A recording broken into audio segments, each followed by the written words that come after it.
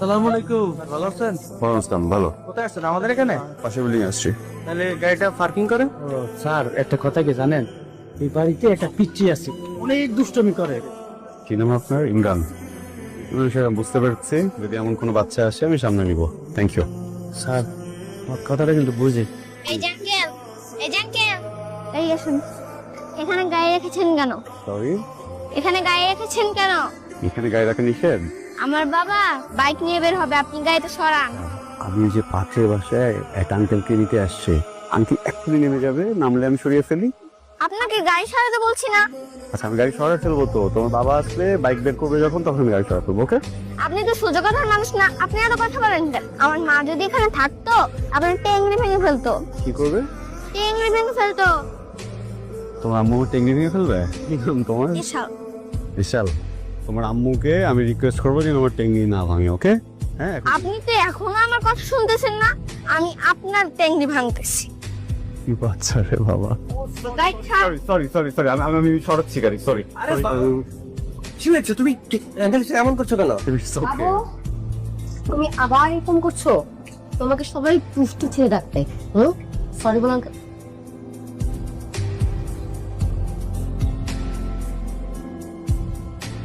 এগুলো কি ধরনের আচরণ তোমার বলো তো?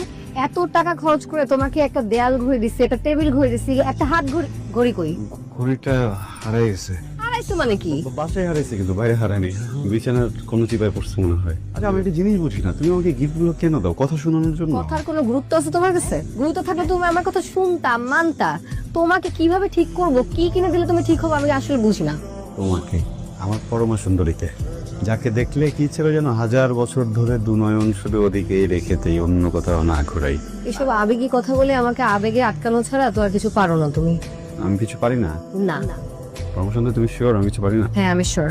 আরে বাবা, এরকম করতেছো কেন তুমি আমার সাথে? একটা না সিম্পল জিনিস তুমি বোঝো না। দেখো, তুমি আমাকে যে ঘড়িগুলো দিছো, আমি কিন্তু সবগুলোতে অ্যালার্ম দিই, বুঝছো? এখন এই অ্যালার্ম বাজার পরে কারো তো উচিত নেই এসে আমাকে উঠায় দেওয়া যে অ্যালার্ম বাজতেছে। যাই, কেউ উঠায় না, আমি কি করবো? শোনো, তার মানে তো তোমার আমার সাথে দেখা করাটা তোমার কোনো প্রায়োরিটি না, এটা ইম্পর্টেন্ট না তোমার। তো প্রেম করতে আসছো কেন? ঘুমায় থাকো।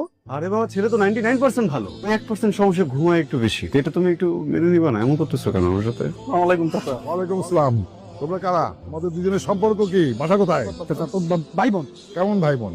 আপন মামাতো ফুফাতো ভাই বোন। ওরে আমি কলেজ থেকে বাসায় দিয়ে আসতে যাচ্ছি চাচা। বুঝলাম তোমরা মামাতো ফুফাতো ভাই বোন। এই মেয়ে, তুমি কোনো কথা বলো না কেন? ও তো কথাই বলতে পারে না, ও তো বোবা, এই জন্য তো আমি ওরে প্রতিদিন আনা নেওয়া করি। তুমি কথা বলতে পারো না? শোনো মেয়ে, কালকে বাসা থেকে বেরোনোর সময় কাগজ কলম নিয়ে বেরোবে। যা বলার কাগজ কলমে লিখে দেবে। ঠিক আছে স্যার। এত কথা বলতে পারে?